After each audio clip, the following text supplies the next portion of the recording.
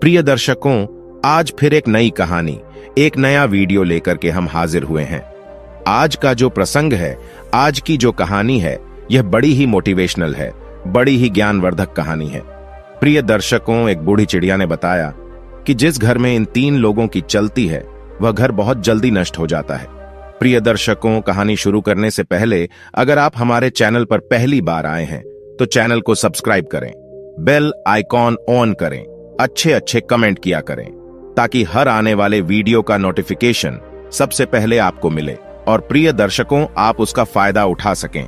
तो शुरू करते हैं प्रिय दर्शकों आज की यह प्यारी सी कहानी, यह प्यारा सा वीडियो। प्रिय दर्शकों, प्राचीन समय की बात है। किसी नगर में एक व्यापारी रहता था। वह व्यापारी बड़ा ही धनवान व्यक्ति था। उसके घर में अन्न धन की कोई कमी नहीं थी। व्यापारी का एक बड़ा ही सुंदर पुत्र था। व्यापारी अपने पुत्र से बड़ा ही प्रेम करता था। व्यापारी और व्यापारी की पत्नी को विवाह के बहुत सालों बाद संतान की प्राप्ति हुई थी। वह दोनों अपनी संतान से बहुत अधिक प्रेम करते थे। प्रिय दर्शकों, व्यापारी हर कार्य अपने पुत्र से पूछकर किया करता था। व्यापारी का पुत्र अभी छोटा था, परंतु प्रेम में अंधा व्यापारी वही करता था जो उसका पुत्र कहता था। अगर पुत्र कोई गलत कार्य करने के लिए भी कहता तो व्यापारी उसे कर दिया करता था। व्यापारी यह नहीं देखता था कि मेरा पुत्र अभी छोटा है और इसे इतनी समझ नहीं है कि ये बड़े निर्णय ले सके, परंतु पुत्र प्रेम में अंधा व्यापारी और व्यापारी की पत्नी, वह दोनों अपने पुत्र की हर बात को सराखों पर रखा करते थे। व्यापारी का पुत्र जो भी व्यापारी से मांगता, व्यापारी उसे लाकर दे दिया करता था। प्रिय दर्शकों, व्यापारी के घर के बाहर एक वृक्ष पर कई सालों से एक बूढ़ी चिड़िया रहती थी। वह बूढ़ी चिड़िया व्यापारी के घर के बाहर कई सालों से रह रही थी। वह व्यापारी के घर को अच्छे से जानता था और व्यापारी भी उस बूढ़ी चिड़िया की बड़ी सेवा करता था। उसे दाना पानी खाने के लिए दिया करता था। बूढ़ी चिड़िया यह देखकर बड़ी ही चिंतित थी कि व्यापारी अपने पुत्र की हर बात को मान लेता है। व्यापारी का पुत्र जिस भी चीज की जिद करता है, व्यापारी उसे लाकर दे देता है। तब वह बूढ़ी चिड़िया व्यापारी से कहती है कि हे व्यापारी, तुम्हें अपने पुत्र के प्रेम में अंधा नहीं होना चाहिए। तुम्हारी यह गलती तुम्हें आगे जाकर बहुत भारी पड़ेगी। तब व्यापारी कहता है कि अरे बूढ़ी चिड़िया, तुम नहीं जानती, मेरा पुत्र स्वयं भगवान का रूप है। इतनी मन्नतों के बाद मुझे पुत्र की प्राप्ति हुई है। अब तो वह जैसा कहेगा मैं वैसा ही करूंगा। तब बूढ़ी चिड़िया कहती है कि अरे पुत्र प्रेम में अंधे व्यापारी, तुम्हें मेरी बात समझ में नहीं आ रही है। मैं तुम्हें एक कहानी के माध्यम से और अपनी बात समझाती हूं। प्रिय दर्शकों, अब बूढ़ी चिड़िया अपनी कहानी प्रारंभ करती है। बूढ़ी चिड़िया कहती है कि हे व्यापारी, प्राचीन समय की बात है। एक गांव में एक सेठ रहा करता था। वह सेठ बड़ा ही भोला भाला व्यक्ति था। उस सेठ के 4 बेटे थे। सेठ अपने चारों बेटों के साथ घर में आराम से रहा करता था। सेठ ने अपने सभी बेटों का विवाह कर दिया था। सेठ की चारों बहू सेठ की खूब सेवा किया करती थी। प्रिय दर्शकों, सेठ की छोटी बहू के घर में आने के बाद सेठ का घर बड़े सुख से चल रहा था। सेठ का व्यापार भी बहुत अच्छे से चल रहा था। छोटी बहू के आने के बाद सेठ के घर में अन्न धन की कोई कमी नहीं थी और घर का माहौल बड़ा ही शांति भरा था। उनके घर में कभी कोई लड़ाई झगड़ा नहीं होता था। सेठ के सभी पुत्र एक साथ मिलकर रहा करते थे और सेठ की बहुएं भी आपस में बड़ा प्रेम करती थी। चारों बहू मिलकर एक साथ खाना पकाती थी और अपने पतियों को और ससुर को खिलाती थी। इधर सेठ का व्यापार भी बड़े अच्छे से चल पड़ा था। चारों बेटे व्यापार को बड़े अच्छे से संभाल रहे थे। सेठ सोचता था कि अब तो उसका जीवन सफल हो चुका है। घर में चारों बहुएं बड़े ही प्रेम से रहती है। मेरा व्यापार मेरे चारों पुत्र बड़े ही अच्छे से संभाल रहे हैं। अन्न धन की घर में कोई कमी नहीं है। ऐसे विचार करके सेठ बड़ी सुकून की नींद लिया करता था। सेठ के जीवन में किसी प्रकार की कोई दुख तकलीफ नहीं थी। प्रिय दर्शकों, सेठ की इतनी अच्छी जिंदगी देखकर गांव के अन्य लोग सेठ से जलने लगे थे। गांव के सभी लोग सोचते थे कि यह सेठ तो बड़ा ही सुखी है। इसका जीवन तो बड़े ही आराम से कट रहा है। इसके जीवन में कोई दुख तकलीफ नहीं है। प्रिय दर्शकों, बूढ़ी चिड़िया आगे कहती है, हे व्यापारी, अक्सर मनुष्य दूसरों की तरक्की से जलता है। जिस प्रकार केकड़े एक दूसरे का पैर पकड़कर और किसी को आगे नहीं बढ़ने देते हैं, उसी प्रकार मनुष्य भी दूसरे को आगे बढ़ता हुआ देखकर उसका पैर पकड़कर उसे पीछे खींचना चाहता है। मनुष्य खुद की तरक्की से जितना खुश नहीं होता, उतना दुखी वह दूसरे की तरक्की देखकर हो जाता है। अब तो सेठ को आगे बढ़ता हुआ देख तरक्की करता हुआ देख गांव के सभी लोग जलने लगे थे। कोई भी सेठ से सीधे मुंह बात नहीं करता था। सभी सोचते थे कि किस तरह सेठ का जीवन कष्ट से भर दिया जाए, किस प्रकार की हंसी को दुख में बदल दिया जाए। प्रिय दर्शकों, यही सब सोचकर गांव के कुछ लोग सेठ के कुल पुरोहित के पास जाते हैं और कुल पुरोहित के पास जाकर कहते हैं कि अरे पुरोहित जी, आप यहां सूखी रोटी खा रहे हो और वहां आपका यजमान सेठ बड़े आराम से पकवान खा रहा है, अपनी बहू के हाथों का स्वादिष्ट भोजन कर रहा है। तब पुरोहित जी कहते हैं कि आप लोग क्या कहना चाहते हैं, मुझे बात समझ में नहीं आ रही है। तब गांव के लोग बताते हैं कि पुरोहित जी, आपका जीवन तो आपके जजमानों से ही चलता है, परंतु आपका जजमान तो बड़ा ही सुखी है, उसके जीवन में तो किसी प्रकार का कोई कष्ट नहीं है। जरा याद करिए कि आपके यह जजमान ने आपको आखिरी बार अपने घर कब बुलाया था। अगर आपका जजमान आपको अपने घर नहीं बुलाएगा, आपसे हवन पूजा नहीं करवाएगा, तो भला आपकी रोजी रोटी कैसे चलेगी, आपका घर कैसे चलेगा। प्रिय दर्शकों, कुल पुरोहित को गांव वासियों की बात समझ में आ रही थी।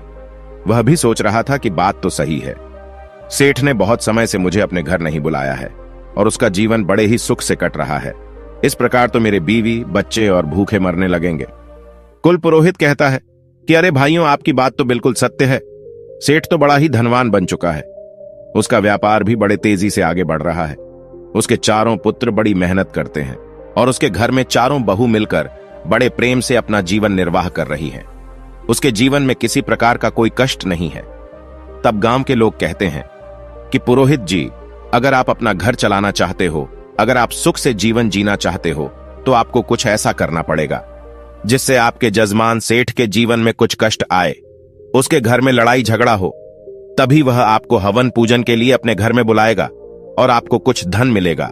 अगर ऐसा ही चलता रहा तो आप एक दिन गरीब हो जाएंगे और आपको भीख मांगना पड़ेगा। प्रिय दर्शकों, इतनी बात कहकर गांव के सभी लोग कुल पुरोहित के यहां से चले आते हैं। अब इधर वह कुल पुरोहित बड़ी ही चिंता में डूब जाता है। सोचता है कि अब मैं ऐसा क्या कर सकता हूं कि सेठ के घर में लड़ाई झगड़ा होने लगे, उसका व्यापार बंद पड़ जाए, तभी वह मुझे हवन पूजन के लिए अपने घर में बुलाएगा। प्रिय दर्शकों, अब तो ऐसा सोचकर वह कुल पुरोहित एक साधु महाराज के पास जाता है और कहता है कि हे स्वामी, मेरी कोई सहायता करिए। मेरे गांव में मेरा जजमान है जो एक सेठ है। सेठ बड़ा ही सुखी जीवन जी रहा है, उसके जीवन में किसी प्रकार का कोई कष्ट नहीं है, परंतु जिस प्रकार चोरों का जीवन लापरवाह लोगों से चलता है, जिस प्रकार राजा का जीवन झगड़ा करने वालों से चलता है, उसी प्रकार पुरोहित और पंडितों का जीवन अपने जजमानों से चलता है। अगर जजमान के घर में कोई दुख तकलीफ नहीं होगी, अगर वह हमें नहीं बुलाएंगे, तो हमारा जीवन कैसे चलेगा, हम धन कैसे अर्जित करेंगे, हम तो भूखे मर जाएंगे। तब साधु महाराज कहते हैं कि अरे पुरोहित जी, आप चिंता मत करिए, आप बताइए कि क्या तकलीफ है। तब पुरोहित कहता है कि स्वामी जी, मैं चाहता हूं कि सेठ के जीवन में कुछ कष्ट आने लगे, उसके घर में लड़ाई झगड़ा होने लगे, उसके व्यापार में कुछ कमी आ जाए, तभी वह मुझे हवन पूजन करने के लिए अपने घर में निमंत्रण देगा। प्रिय दर्शकों, बूढ़ी चिड़िया आगे कहती है कि हे व्यापारी। कुल पुरोहित की बातें सुनने के बाद साधु महाराज कहते हैं कि पुरोहित जी, आपका काम तो बड़ा ही छोटा सा है। मैं आपको अभी देखकर बताता हूं कि सेठ के जीवन में इतनी सुख और समृद्धि का कारण आखिर क्या है।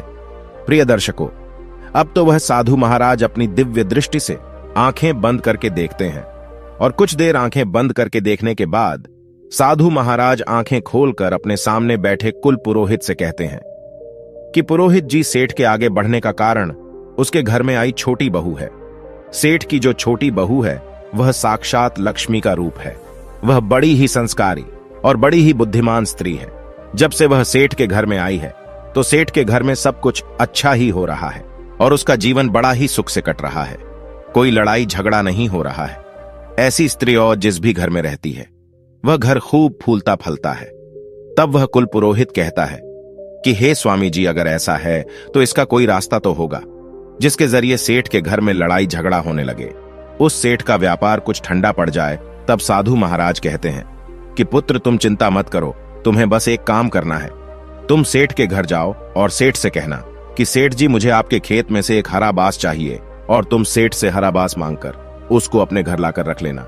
जब तुम ऐसा करोगे तो कुछ दिनों में ही सेठ बड़ा निर्धन हो जाएगा, उसके घर में लड़ाई झगड़े होने लगेंगे, उसकी बहुएं आपस में झगड़ा करने लगेंगी और उसका जीवन कष्टों से भर जाएगा। तब वह तुम्हें हवन पूजन के लिए अपने घर में अवश्य बुलाएगा। प्रिय दर्शकों, साधु महाराज की इतनी बातें सुनने के बाद कुल पुरोहित साधु महाराज को धन्यवाद कहकर और अपने घर चला आता है। पुरोहित सोचता है कि अब तो अगले ही दिन मैं सेठ के घर पर जाऊंगा और उसके खेत में से एक हरा बांस मांग लूंगा। प्रिय दर्शकों, अगला दिन होता है। सुबह होते ही जल्दी उठकर कुल पुरोहित सेठ के घर पहुंच जाता है। सेठ के घर पहुंचने पर पुरोहित आवाज लगाता है तो अंदर सेठ आराम कर रहा था। सेठ बाहर आकर देखता है तो वह अपने कुल पुरोहित का बहुत स्वागत करता है, बहुत आदर सत्कार करता है और पुरोहित को ले जाकर अंदर बैठालता है। सेठ कहता है कि बताइए पुरोहित जी, आज इतने दिनों बाद आपका हमारे घर कैसे आना हुआ? तब कुल पुरोहित कहता है कि सेठ जी, मैं बस यहां से गुजर रहा था तो सोचा आपसे मिलते चलूं। प्रिय दर्शकों, अब तो पुरोहित अपनी मीठी मीठी बातों में सेठ को फंसा लेता है और कुछ देर बाद कहता है कि सेठ जी, मुझे आपके खेत में से एक हरा बांस चाहिए, क्या आप मुझे दे सकते हैं? तब सेठ जी कहते हैं कि अवश्य पुरोहित जी, आपने इतनी छोटी सी चीज मांगी है, हम अभी आपको लाकर देते हैं। प्रिय दर्शकों, अब तो सेठ जी अपने खेत में जाते हैं और एक बांस का टुकड़ा तोड़कर लेकर आ जाते हैं। तभी अपने ससुर को आता हुआ देख सेठ जी की छोटी बहू भागी भागी आती है और कहती है कि पिताजी, आप यह बांस का टुकड़ा क्यों लेकर आए हैं? तब सेठ बताता है कि बेटा, पुरोहित जी हमारे घर आए हैं और वह चाहते हैं कि हम उन्हें अपने खेत में से एक हरा बांस का टुकड़ा लाकर दें, इसलिए उनको देने के लिए हम यह टुकड़ा लेकर आए हैं। प्रिय दर्शकों, तब वह छोटी बहू कहती है कि पिताजी, आप यह बांस का टुकड़ा पुरोहित जी को अवश्य दे दीजिएगा, परंतु इससे पहले कुछ देर आप यह बांस का टुकड़ा मुझे दे दीजिए, मैं कुछ देर में यह लाकर आपको दे दूंगी। प्रिय दर्शकों, अब तो अपनी छोटी बहू को वह बांस देकर और सेठ चला जाता है। इधर वह सेठ की छोटी बहू बांस में से कुछ हरे पत्ते तोड़कर और अपने घर बंधी काली गाय को खिला देती है और इसके बाद वह बांस ले जाकर अपने पिता को दे देती है। प्रिय दर्शकों, अब तो वह सेठ हरा बांस पुरोहित को दे देता है और कहता है कि लीजिए पुरोहित जी, आपने हरा बांस मांगा था और यह रहा आपका बांस, इसे आप ले जाइए। तब वह पुरोहित बड़ा ही खुश हो जाता है, सोचता है कि अब तो सेठ के घर की खुशी उसने मुझे दे दी है। अब बड़ा ही खुश होता हुआ वह पुरोहित अपने घर लौट जाता है और घर पर जाकर वह बांस का टुकड़ा रख देता है और सोचता है कि अब बस कुछ दिनों में सेठ मुझे याद करेगा, क्योंकि उसके घर में खूब लड़ाई झगड़ा होगा और गृह क्लेश होगा। तब हवन पूजन करके और मैं अच्छे पैसे सेठ से मांग लूंगा। प्रिय दर्शकों, ऐसे विचार करके वह कुल पुरोहित बड़ा ही प्रसन्न हो रहा था। अब तो पुरोहित इंतजार करने लगता है कि कब सेठ का बुलावा आएगा और मैं जाकर सेठ के घर हवन पूजन करूंगा। प्रिय दर्शकों, परंतु इंतजार करते करते कुल पुरोहित को 1 महीना बीत जाता है, 2 महीने बीत जाते हैं और तीसरा महीना भी बीत जाता है। इंतजार करते करते अब वह पुरोहित थक चुका था। तब एक दिन कुल पुरोहित दोबारा साधु महाराज की कुटिया में जाता है। वह कहता है कि हे महाराज, आपके बताएं अनुसार मैंने सेठ से उसके खेत में से हरा बांस मांग लिया था, परंतु आज 3 महीने होने को आए हैं और अभी तक सेठ ने मुझे कोई बुलावा नहीं भेजा है और वह बड़े आराम से, बड़े सुख से अपना जीवन व्यतीत कर रहा है। उसके घर में किसी प्रकार की कोई दुख तकलीफ नहीं है।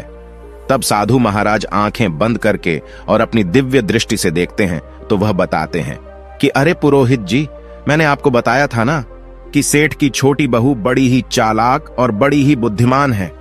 दरअसल बात यह है कि जब सेठ आपको वह हरा बांस दे रहा था तो उसकी छोटी बहू ने उसमें से हरे पत्ते तोड़कर और अपनी काली गाय को खिला दिए थे।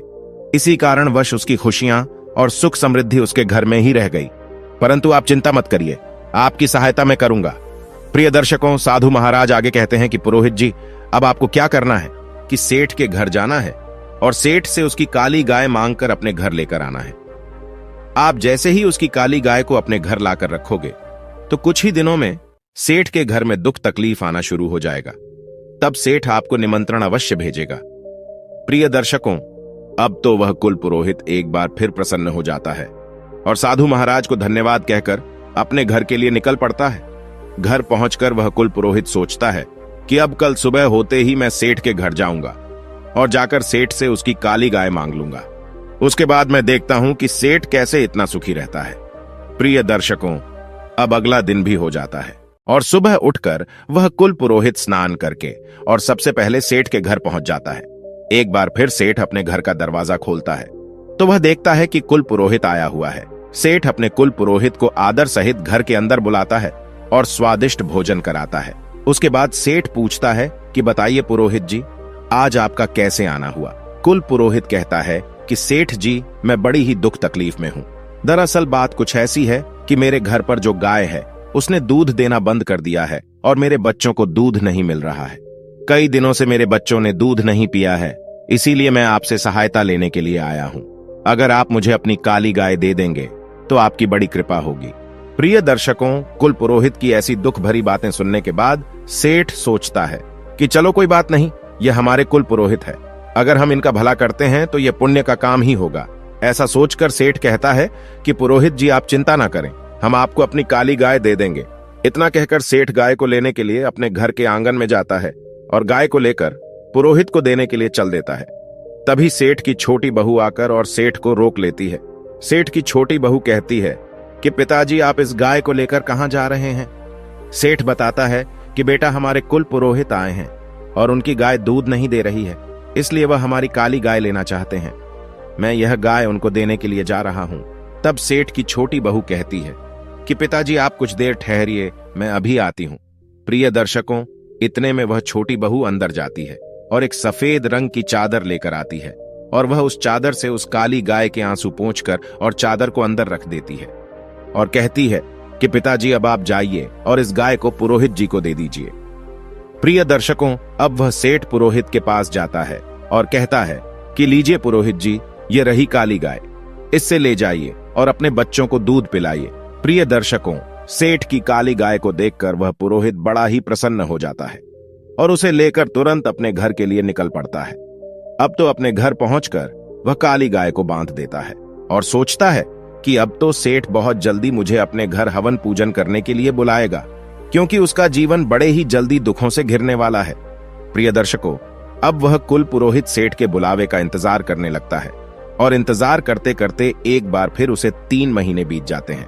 3 महीने गुजर जाने के बाद वह कुल पुरोहित एक बार फिर साधु महाराज के पास जाता है और कहता है कि साधु महाराज, इस बार फिर मैं आपके कहे अनुसार सेठ के यहां से काली गाय लेकर आया, परंतु उसके बावजूद सेठ ने मुझे अपने घर हवन पूजन के लिए नहीं बुलाया।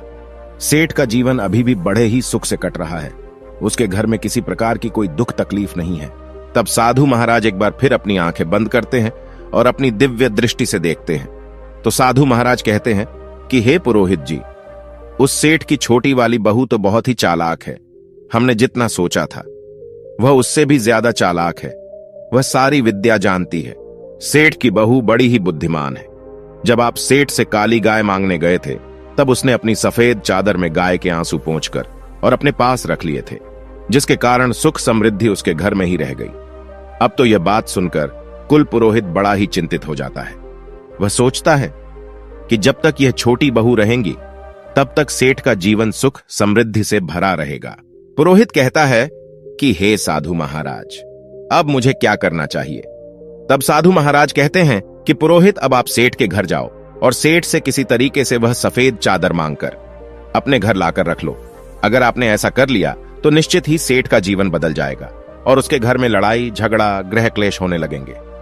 प्रिय दर्शकों, अब साधु महाराज को धन्यवाद कहकर और वह कुल पुरोहित अपने घर के लिए निकल जाता है। घर पहुंचकर वह कुल पुरोहित निर्णय करता है कि कल सुबह होते ही मैं एक बार फिर सेठ के घर जाऊंगा और जाकर किसी तरीके से सफेद चादर मांग कर लेकर आऊंगा। प्रिय दर्शकों, अगला दिन होता है और वह पुरोहित सुबह उठते ही बड़ा प्रसन्न हो जाता है। सोचता है कि आज तो सेठ से उसकी सफेद चादर मांग कर और उसका जीवन में दुखों से भर दूंगा। अब कुल पुरोहित सेठ के घर जाता है और जाकर सेठ से कहता है कि सेठ जी, मेरी पत्नी हर दिन मंदिर में कीर्तन करने के लिए जाती है, परंतु मंदिर में बैठने के लिए उसके पास कोई अच्छी चादर नहीं है। वह नीचे फर्श पर बैठती है और उसको ऐसा करते हुए देख मुझे अच्छा नहीं लगता है। अगर आपको कोई तकलीफ ना हो तो क्या आप मुझे एक अच्छी सफेद चादर दे सकते हैं आज, ताकि मेरी स्त्री वह चादर बिछाकर और मंदिर में बैठ सके। प्रिय दर्शकों, कुल पुरोहित की ऐसी बातें सुनकर सेठ कहता है कि अरे पुरोहित जी, आप चिंता ना करें, हमारे घर में एक बहुत ही अच्छी सफेद चादर रखी है। रुकिए, हम अभी अपनी बहू से कहकर और आपको दे देते हैं। प्रिय दर्शकों, अब तो सेठ जी अपनी छोटी बहू को बुलाते हैं और कहते हैं कि बहू, हमारे घर में जो सफेद चादर है वह लाकर पुरोहित जी को दे दो। प्रिय दर्शकों, अपने पिताजी की बातें सुनकर वह छोटी बहू अंदर जाती है और वह उसी सफेद चादर को निकालती है जिससे उसने गाय के आंसुओं को पोंछा था। वह उस चादर को निकालकर और उसका एक धागा तोड़कर अपने मुंह में भर लेती है और उसे खा लेती है। चादर का धागा खाने के बाद वह छोटी बहू चादर लाकर और पुरोहित जी को दे देती है।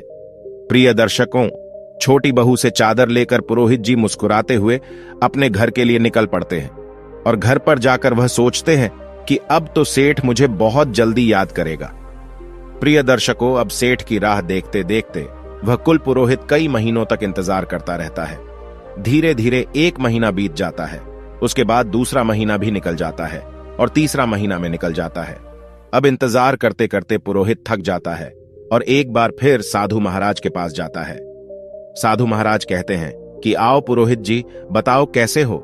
तब पुरोहित कहता है कि अरे साधु महाराज, आपने मुझे जो करने को कहा मैंने सब कुछ किया, परंतु वह सेठ अभी भी अपना जीवन बड़े आराम से जी रहा है। उसके जीवन में कोई दुख तकलीफ नहीं है, उसके पास धन की कोई कमी नहीं है। प्रिय दर्शकों, अब साधु महाराज एक बार फिर अपनी आंखें बंद करके अपनी दिव्य दृष्टि से देखते हैं और पुरोहित को बताते हैं, पुरोहित जी, अब हमें लगता है कि वह छोटी बहू जब तक उसके घर में रहेंगी तब तक हम उसका कुछ नहीं बिगाड़ सकते। आपको सफेद चादर देने से पहले उसकी बहू ने उसमें से एक धागा निकालकर और खा लिया था, जिसके कारण सुख, समृद्धि और धन का सुख उसके पास ही रह गया। अब तो आपको कुछ भी करके और सेठ जी की छोटी बहू को उसके घर से निकालना पड़ेगा। अगर आपने एक बार छोटी बहू को घर से निकाल दिया तो फिर सेठ के जीवन में कष्ट ही कष्ट आ जाएंगे और उसका जीवन दुखों से घिर जाएगा। प्रिय दर्शकों, अब तो पुरोहित को भी समझ में आ गया था कि छोटी बहू के रहते वह कुछ नहीं कर सकता, इसलिए वह अपने घर जाता है और सेठ के घर से उसकी छोटी बहू को निकालने का उपाय ढूंढने लगता है। प्रिय दर्शकों, और अगली सुबह कुल पुरोहित सेठ के घर जाता है और बड़ी ही चिंतित अवस्था में जाकर कहता है कि सेठ जी, आपकी सुरक्षा मेरी जिम्मेदारी है और मुझे आपकी सुरक्षा खतरे में दिख रही है।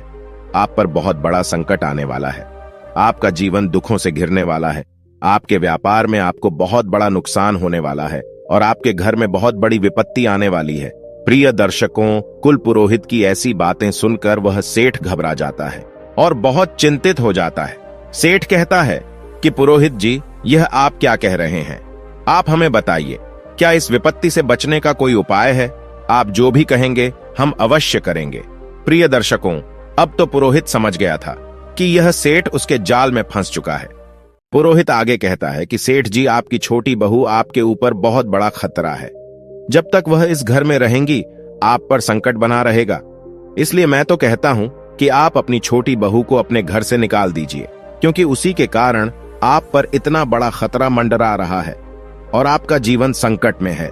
प्रिय दर्शकों, पुरोहित की ऐसी बातें सुनकर वह सेठ जी उस पर विश्वास कर लेते हैं। सेठ जी कहते हैं कि पुरोहित जी, आप जैसा कहेंगे मैं वैसा ही करूंगा। आप बताइए कि मुझे किस तरीके से अपनी बहू को घर से निकालना है। पुरोहित जी कहते हैं कि सेठ जी, आप तुरंत कुछ भी करके अपनी बहू को घर से बाहर निकाल दीजिए। प्रिय दर्शकों, इतना कहकर वह पुरोहित अपने घर चला जाता है और इधर से सेठ जी चिंता में डूब जाते हैं। वह सोचते हैं कि मेरी बहू तो बड़ी ही अच्छे स्वभाव की है, मेरी इतनी सेवा करती है, मैं उसे अपने घर से कैसे निकालूंगा। परंतु फिर सेठ जी सोचते हैं कि वह मेरे ऊपर खतरा है और उसके कारण मेरे परिवार पर विपत्ति आ सकती है।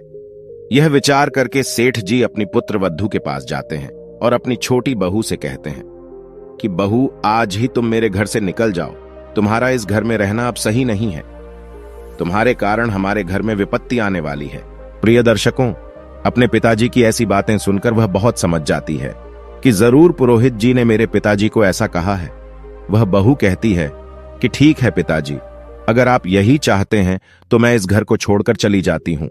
प्रिय दर्शकों, अपनी पत्नी को घर छोड़कर जाता हुआ देख सेठ का छोटा पुत्र भी कहता है कि पिताजी, अगर मेरी पत्नी इस घर में नहीं रह सकती तो मैं भी नहीं रहूंगा और मैं भी अपनी पत्नी के साथ घर छोड़कर जा रहा हूं।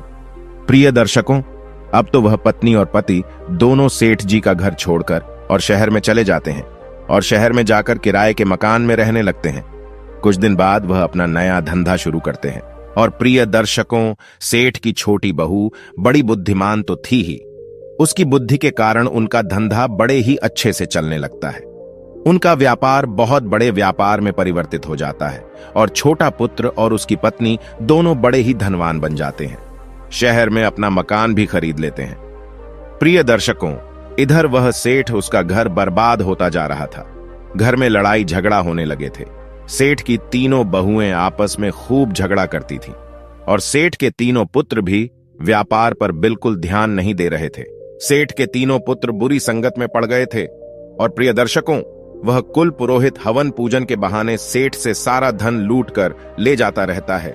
धीरे धीरे करके वह पुरोहित सेठ को पूरी तरीके से लूट लेता है और सेठ का पूरा धन धीरे धीरे करके वह लूट कर अपने घर ले जाता है।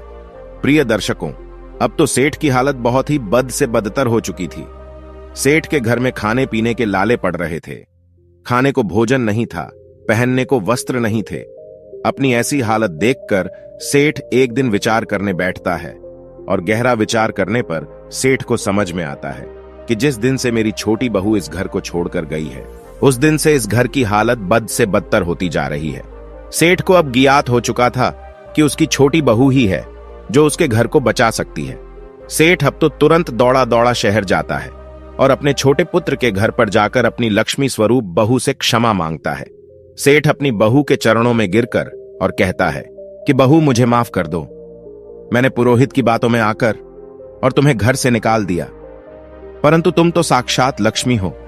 जब तक तुम मेरे घर में थी तब तक घर में बड़ी सुख शांति बनी हुई थी, और जब से तुम घर छोड़कर आई हो, घर में गृह क्लेश हो रहे हैं, लड़ाई झगड़ा हो रहे हैं और हम बड़े ही निर्धन हो चुके हैं। प्रिय दर्शकों, ससुर की इतनी बात सुनकर वह छोटी बहू कहती है कि पिताजी, आप चिंता मत करिए, मैं अभी अपने घर चलती हूं। यह भी मेरा घर है और वह भी मेरा घर है। मैं पहले से यह जानती थी कि पुरोहित ने आपके कान भरे हैं और उसी ने आपको कहा है कि आप मुझे घर से निकाल दें।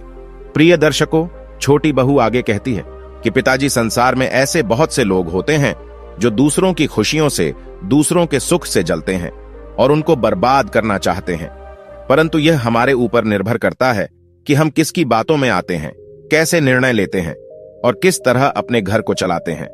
अगर हम गलत लोगों की बातों में आकर अपने ही घर को तोड़ेंगे, अपने ही घर के लोगों को घर से निकालेंगे, तो अवश्य हमारे घर का नाश हो जाएगा। प्रिय दर्शकों, इतनी बातें सुनकर सेठ अपनी बहू को लेकर अपने घर लौट जाता है और बहू घर आती है। उसके कुछ दिन बाद सेठ तरक्की करने लगता है। सेठ का व्यापार फिर से चलने लगता है। सेठ के घर में अन्न धन के भंडार भरे रहते हैं। आपस में प्रेम बना रहता है।